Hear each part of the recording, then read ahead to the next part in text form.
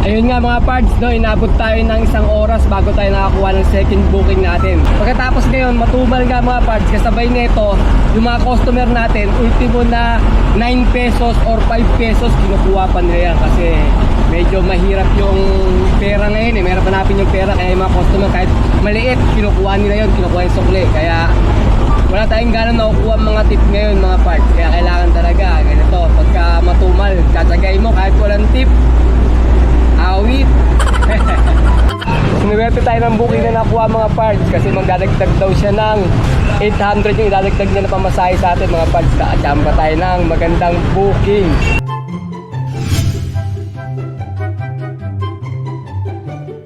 Good day mga pards, today is another booking day na naman tayo. April 5 ngayon, Friday. First booking natin from Nagkaisang Nayon going to Pioneer Mandaluyong sa halagang 600 kg lang to mga pards ha. Ang layo ng pick up location natin ay 2.7 km. Papunta na kami sa may pick up location. Ay mga pards, pick up first booking. Ma'am Lalamog po, papunta nga na to eh, sa may Pioneer Point, Mandaluyong. Joy! Yes ma'am. Ito kuya. Wait lang kuya. Sige. Sige ma'am. Saan mo tayo? Saan mo? Ito? Ito.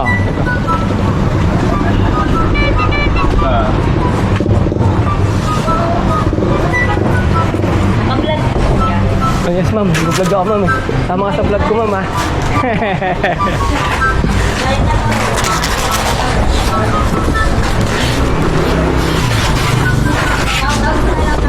Shoutout ma'am sa Tissue R Us.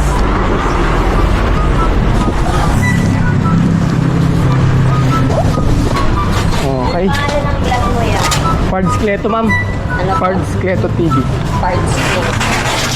Sige. Pards Kleto pala. Alam mo yun na? Thank you po Sige po, salamat. Okay mga pards, na-pick up na natin yung mga tissue. First booking natin. Papunta na tayo ng drop-off location. Ang layo ng drop-off ay 21 km.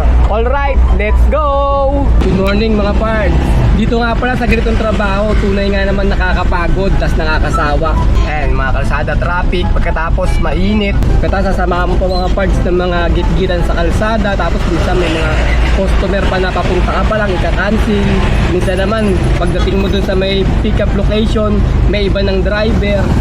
Kailangan mga parts dito, hindi tayo bugnutin sa ganitong trabaho kasi pag lagi ka mabubugnot, lagi ka maasar sa konting problema lang. Kasi kung iinit agad yung ulo natin mga parts, mawawala tayo sa diskarte, mawawala tayo sa focus na ginagawa natin sa trabaho natin ngayon. Kaya kailangan talaga maging kalmado lang, magbaon ka ng mahabang pasyensya sa biyahe mga parts. Drop off ng parts, first booking.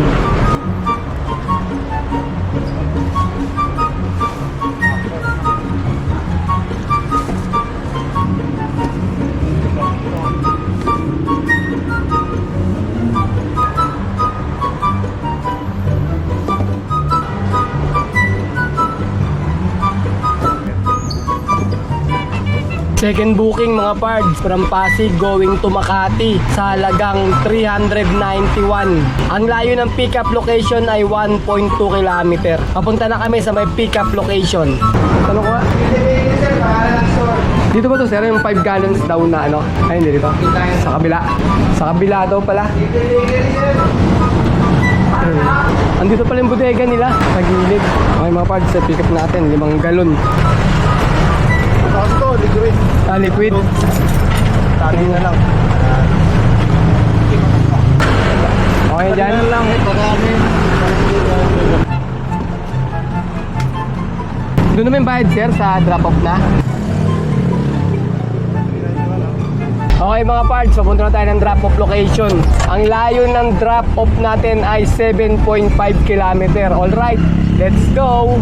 Ayun nga mga pards, no, inabot tayo ng isang oras bago tayo nakakuha ng second booking natin. Tapos sinabayan na rin natin ang kain. Pagkatapos ngayon, matumal nga mga pards, kasabay nito, yung mga customer natin, ultimo na 9 pesos or 5 pesos, kinukuha pa nila yan kasi medyo mahirap yung pera ngayon eh. Mahirap hanapin yung pera, kaya yung mga customer kahit maliit, kinukuha nila yun, kinukuha yung sukli. Kaya wala tayong gano'n nakukuha mga tip ngayon mga parts. Kaya kailangan talaga ganito, pagka matumal, katsagay mo tip. Awit. Time check tayo mga pards, 1:04 PM. Tignan nyo yung kalsada sa labas, napakainit, grabe. Kung nandito lang kayo, mararamdaman nyo yung parang pinipirito na kayo sa may kalsada. Yo. Tingnan yung mga mukha namin, tingnan yung mukha ng tatay, mga sumangot yung mga mukha namin sa init eh. Nagtitipid kami sa aircon kasi pagka nag-aircon kami, tataas yung diesel, lalakas sa konsumo. Kaya tinataga namin kahit walang aircon. Ayun nga si Pards, oh. Ayun, nakalabas yung kamay, ibig sabihin wala rin siyang aircon, nagtitipid din yan. Kasi matumal nga yung biyahe natin eh. Hindi tayo kumikita ng malaki ngayon mga parts. Kaya tsaga-tsaga kahit walang aircon. Okay mga parts, drop off tayo, second booking. Ayun naman sir, 5 peraso na lang. I-ano nyo na lang, pushcart nyo na lang. Yan tayo makapasok, sayad. Wala, di ba ako? Dalang mali. Mabababanda rito eh, no?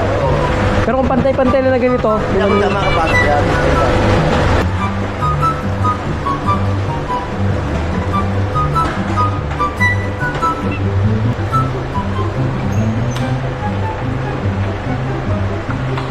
okay, salamat sir. Third booking. From Makati going to Cainta sa halagang 633.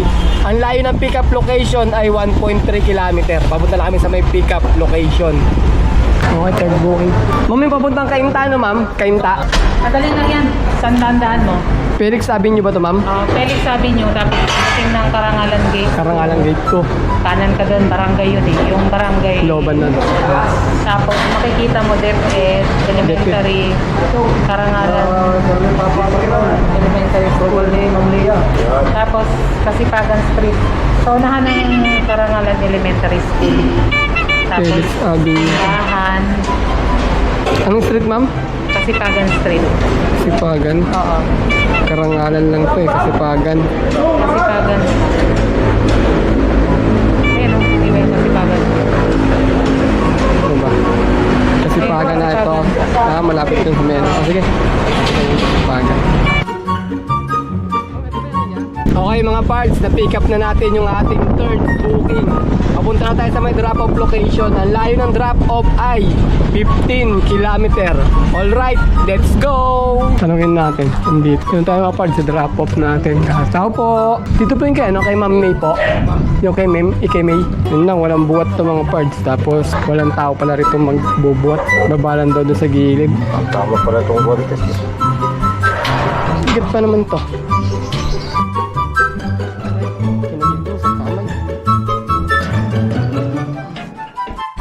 Okay, tapos na. Tsuran natin mga pards.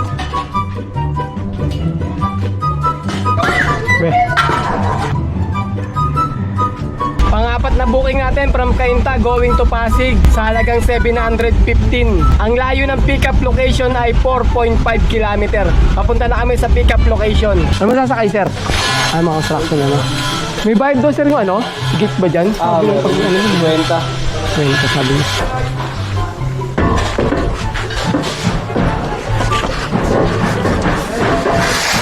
Pang-apat na booking natin to. Time check tayo, 4:54. Mag-alas 5 na. Apat na booking pa lang tayo, matraffic eh. Magkano na kaya tayo? Mamaya mapadsingin natin pag uwi namin. Baka sana makakuha pa tayo ng isang booking sa Manila. Sampaloc, Manila to eh. Dito pa nang kinita natin, tagpa 500 plus lang yung mga booking na nakuha natin. Kaya ako na tayo.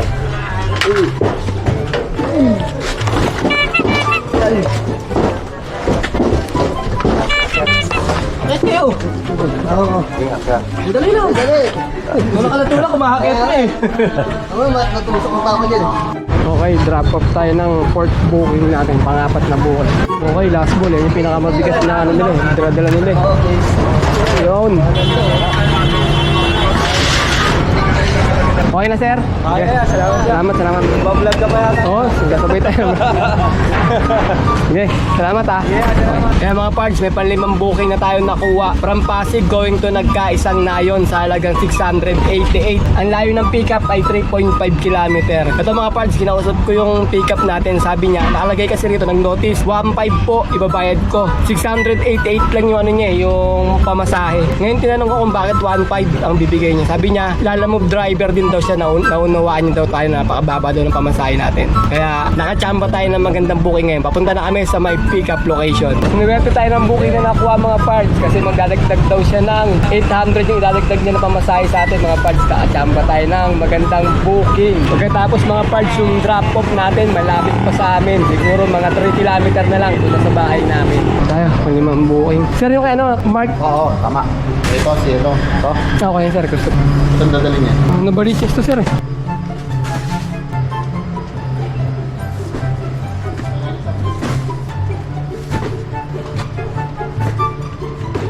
Okay na yan, sir. Okay na, sir? Okay. Sige. Salamat, sir. Okay na tayo. Mga parts, tayo sa drop off ng pang-limang booking natin. Baba. Ito.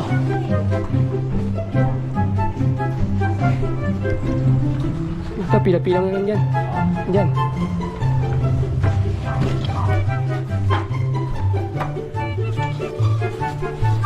Ito, ma'am.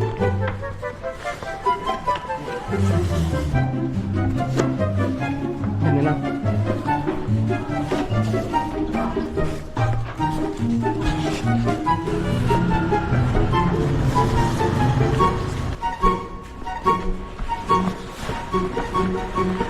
Picture ko lang, ma'am, ah. Okay, ma'am. Ay, salamat, ma'am, ah. Tubig po. Hindi, okay lang, ma'am. May tubig kami ng baon. Ay, salamat, ma'am. Ito, mga parts. Bigyan tayo ni ma'am na kita ko sa inyo yung binigay sa atin. Ay, mga parts, oh. 1.5. Alright. Okay mga parts, nakamagkano ba tayo ngayong araw na to? Bali nakalimang booking tayo sa maghapon ngayon. At ang kinita natin ay 2,421 mga parts. Pagkatapos sabihin na natin 2,400. Sa 2,400, dagdagan natin ng 800 na tip na nakuha namin. Ayun yung nagbigay sa amin ng last booking, yung palimang booking ng 1,500. Ang nakuha namin tip doon ay 800. Ang booking niya ay 688 lang mga parts. Kaya sa 2,400 na kinita natin, i-add natin dun yung 800 equals 3,200 yon mga parts. Pagkatapos sa 3,200 bawasan naman natin ng 800 na diesel at 200 na pangkain. Bale 1,000 yon. Kaya 3,200 minus 1,000 equals 2,200. Ayun ang kinita natin sa araw na to mga parts. Naka 2,200 tayo. Malinis na yon. Labas na rin yung pangkain, pan diesel, saka yung commission nila alam mo.